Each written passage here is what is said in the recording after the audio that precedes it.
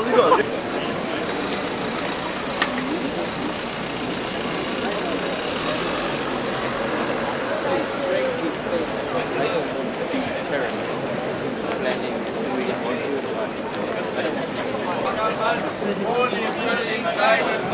Ein Euro-Job für Ackermann, ohne für den kleinen Mann.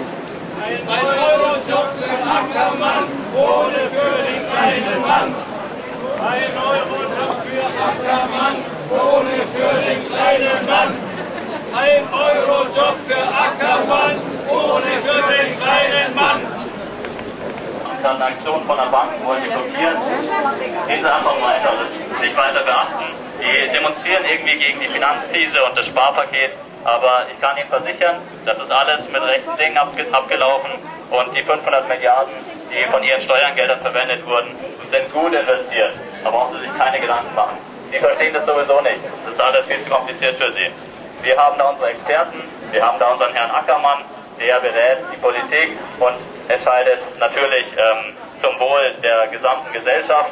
Da brauchen Sie sich überhaupt gar keine Gedanken machen. Gut, wenn Sie jetzt wieder zur Arbeit gehen würden und wieder viel Geld reinbringen und Steuern zahlen, auch am besten viel einkaufen, damit ja, der Staat wieder saniert wird. Also wir brauchen wieder viele Steuergelder, damit wir weniger Schulden haben. Weil wer weiß, bei der nächsten Finanzkrise, wer weiß, wann die kommt und da wollen wir natürlich auch wieder gerettet werden. Also da sollte dann schon wieder genug Geld zur Verfügung stehen.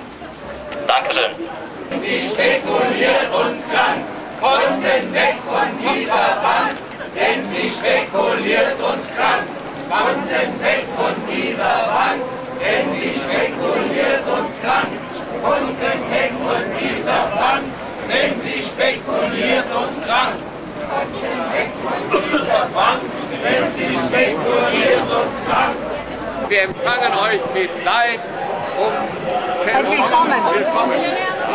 Seid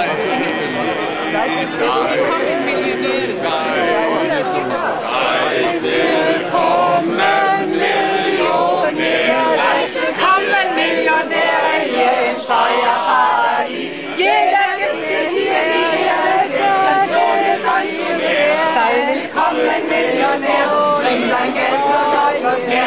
Seid willkommen, Millionär, wasch dein Schwarzgeld, mach was her.